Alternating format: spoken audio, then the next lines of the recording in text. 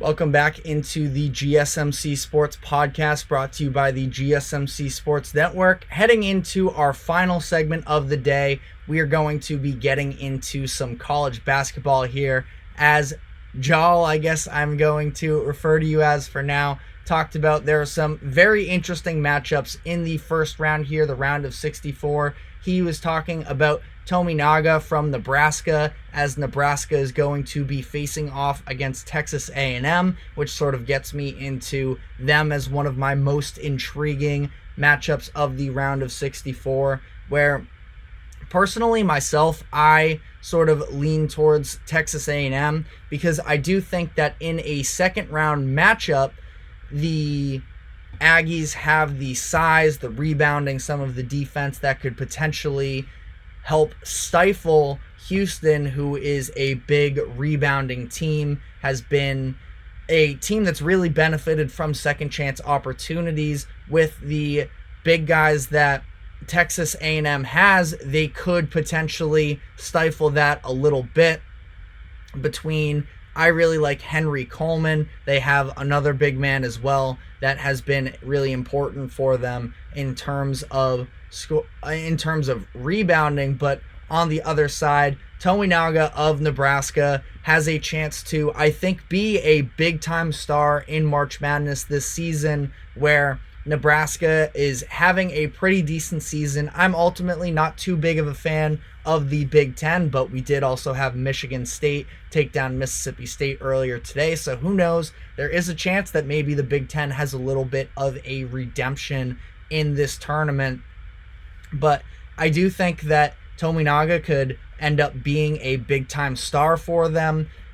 I think that Texas A&M, again, could be a big-time matchup for Houston in the second round, but we'll also see.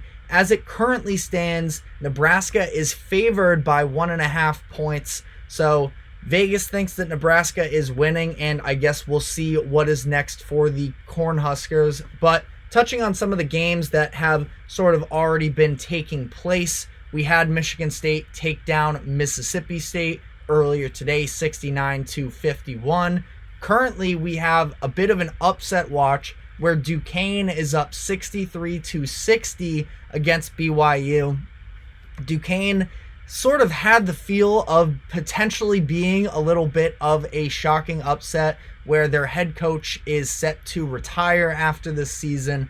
I'm a sucker for storylines, so I did feel like there was some level of, we could see a last hurrah type thing take off, and we will see if BYU can bounce back. They got off to a slow start, have been playing better down the stretch. Jackson Robinson is a really good player for BYU there, but ultimately they're going to have to put together a little bit of a miracle comeback here, as Duquesne is going to go to the free throw line and potentially have a chance to make this a 2-score game. Actually, let me self-correct myself on the fly here. Duquesne just got a layup to go to put themselves up 5, so this might be the end of the road for the BYU Cougars, but we will keep you updated on that. Creighton, after a slow start as well, was able to take a 10-point lead against Akron, and we have Arizona State playing against another really interesting coaching headline. They're playing Long Beach State, where they had fired their head coach just a few days before the conference tournament. They end up sweeping it and making the big dance. So there was a funny quote from the head coach about how he's not going to answer any questions he doesn't want to, because he is essentially working for free. But some other big-time matchups that I wanted to highlight here is Oregon and South Carolina. As it currently stands, Oregon, the 11 seed, is a 1.5 point favorite. Oregon is a tremendous program as a whole. South Carolina had some big-time wins during the regular season, but has also had some blowout losses as well that potentially have them on upset watch. I'm really curious to see McNeese State versus Gonzaga as well. That is later today. where McNeese State has been one of the favorites for a 12-5 upset, but Gonzaga has been able to really turn their season around after a slow start. I know McNeese State has won 30 games, but not a very strong out-of-conference strength of schedule. Gonzaga, under Mark Few, is playing some of their best basketball, and I think a lot of people are underestimating them in terms of how far they can go in the tournament.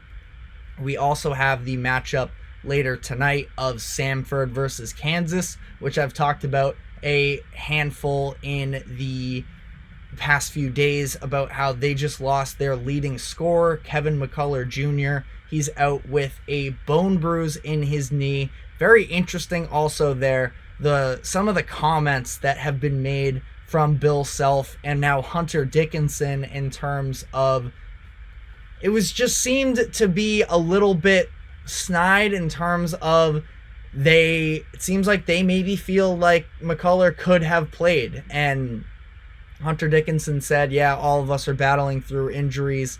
He can't make it to this. And I'm not trying to, put anyone from Kansas under the bus here, but is just a very interesting situation there. They're going into a matchup against the Samford Bulldogs, where we could see a very intimidating press coverage through the full court, really try and tire out the Kansas Jayhawks, who don't have a lot of help off of the bench, but we'll see there. The last game of the night as well, between Drake and Washington State, should be a good one, a 7-10 matchup that everybody is on Drake as well, but I do think that Washington State had a really nice season. We've seen a lot of redemption for the Pac-12 conference this year, and we've seen some standout players here where you have the likes of an Isaac Jones leading the way for them. I'm intrigued by Jalen Wells as well, for somebody who could be a big-time difference maker, but the leading scorer for Drake, Tucker DeVries, is one of the best scorers in the country, so he could potentially make a name for himself here in the March Madness tournament. Tomorrow we kick off with, or we don't kick off, sorry, it's at 4:30, Colorado versus Florida. Colorado won their first 4 matchup last night against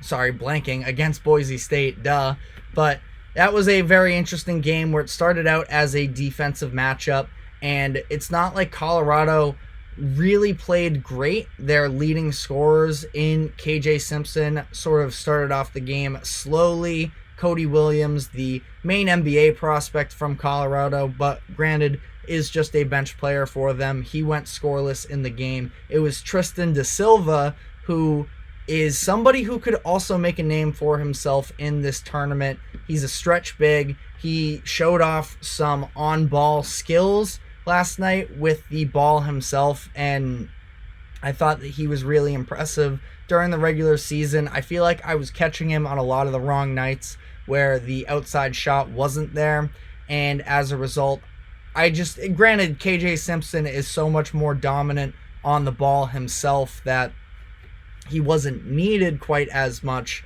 but Colorado should be a really tough out for this Florida team that's without their number one big man, so we will see there. Finally, some of these last games here, I think New Mexico-Clemson is a big-time matchup as well.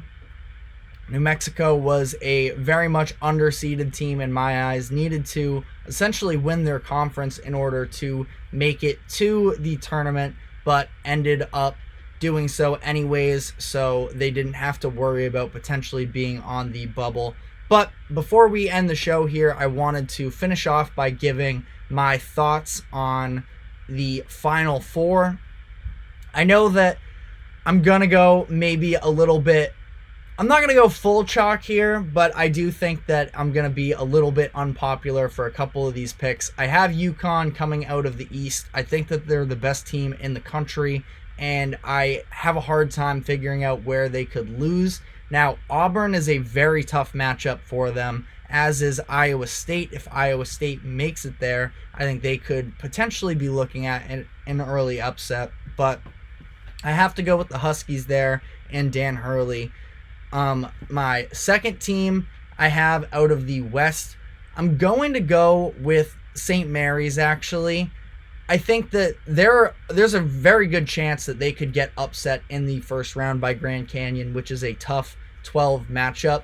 But outside of that, I do think that they're a better team than Alabama. I don't trust Alabama in the playoffs because of the level of defense that they have played at times this season. So that's a real concern to me. UNC is a good team as well, but I do feel like you got to take the one set seeds to lose at some point. So I have St. Mary's out of the West. In the South, I'm going to go with Houston, although I do think that they are potentially vulnerable. Really bad Big 12 championship game. It's just one matchup, so you can't fully hold it over them. But I feel like Houston is the number 2 team in the country. Again, it was just one of those things where I do feel like Nebraska or A&M could potentially be tough matchups for them, but ultimately I'm going to go with them. And in the Midwest, I'm going with the WCC again. I'm going to go with Gonzaga over Tennessee to make it to the Final Four. Another team that is in the 5 seed position that is always scary in terms of the first round upsets. But I think that the Bulldogs pull it off. I think they're going to avoid Kansas in the first round. I think that they can knock off Purdue. Purdue is a pretty vulnerable team there. And ultimately, I have them beating Tennessee to make it to the Final Four. So let me know what your thoughts are on the Final Four. We do officially have an upset with Duquesne knocking off BYU 71-67. The potential Cinderella here run could have just began its story, but we will have more for that on you as we continue on with this show through the coming weeks. But that is all we have time for today. Thank you very much for tuning in. We will be back tomorrow at 2 o'clock, and we will see you there.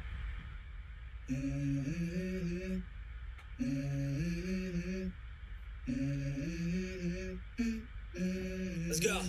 I wake up to a little bit of drool on my pillow, feel like it's gonna be a bad day. Yeah, I'm tired of shit, and the coffee ain't hit yet. Damn, ain't that great. I don't wanna go.